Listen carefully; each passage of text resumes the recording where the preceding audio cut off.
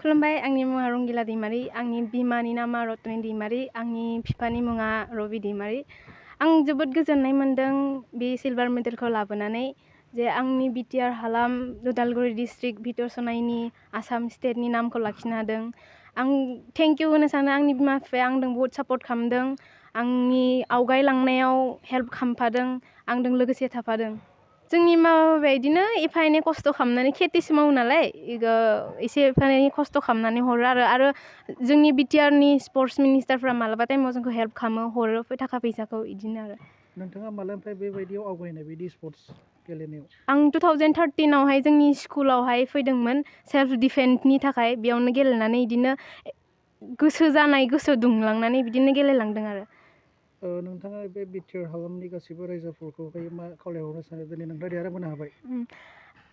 आं खावलायनो सानदों आंजों बिदिनो लोगोसे अराय सम थाफा रायजो राजाफोरनि बिटिआर हालामनि अननायफोरा थाफाबासो आं बिदिनो आवगायलांनो हागोन आरो आं थेंक इउ होनो सानदों बेसेबांखिनि गासिबो आंखौ बेसेबांखिनि बरायदों गासिबो मान सनमान होदों गोजोननाय मोन्दों आरोना आंखौ बेफोरबायसा बरायफैदों न'आव फैना बरायफैदों मैयाबो आंखौ फैनाय लोगो लोगो डिस्ट्रिक्टनिफ्राय बरायदों जोंनि सनाय आनसलिकनि आबसुफोराबो बरायदों गासिबो बरायदों आं जोबोद गोजोननाय मोन्दों आरो दिनै नोंथांखौहाय बे उदालगुरिनि बिपिएफला फैनानै नोंथांखौ दिनै वेलकाम खालामफैदों माबायदि नांदों नोंथाङा दिनै गोजोननाय मोन्दों जे आरो नेक्स्ट टाइम दा सिलभार मेडेल लाबोनो हादों आं सानदों जे आरो बिसोरनि थाखाय आरोबाव नेक्स्ट टाइमाव गल्ड मेडेलखौनो लाबोनो हागोन आरो इन्टारनेसनेल लेभेलाव मेडेल लाबोनो हागोन प्लेनिंआथ' दा श्रीनगराव दङ 28 अक्ट'बरनिफ्राय सिनियर नेसनेल बेयाव जुदि आं मेडेल मोनोबा आङो एशियान गेम्सनि थाखाय ट्रायल होनो हागोन इन्टारनेसनेलनि थाखाय ट्रायल होनो हागोन बेयाव बेखौ चान्स दङ माने ट्राय खालामदों आरोना जोङो खोनानानै खोब मोजां मोन्दों जा नैबे भितर सनाय गामिनि मुस्रि रबि दैमारिनि आरो मुस्रिमा रतनि दैमारिनि आंगो फिसाजो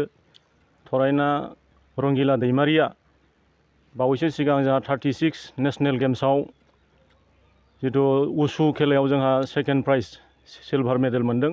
जोङो बेखौ दिनै बरायनो फैदों भैरबकुन्द ब्लक बिपिएफ राजखान्थि हान्जानिफ्राय आरो जों थरायना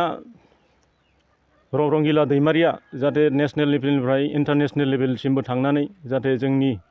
गेजेराव सासे मोजां उसु गेलेग्रा जानानै जाहाथे गल्ड मेडेल लाबोनो हायो जों बेखौ अबंगसायनाव आर'ज गाबनाय थाबाय जोंनि बे बड'लेण्ड हालामनि लाइमोन सेंग्रा सिख्लाफोरा खेलायावबो गोसो होनांगौ खेलायाबो मोनसे प्रफेसनेल आरो बे खेला गेलेनायनि जुगिदै दिनै नेशनेल लेभेलावनो होन इन्टारनेशनेलावनो होन मुं खामायनानै गावनि भबिसत केरियारखौ बानायनो हायो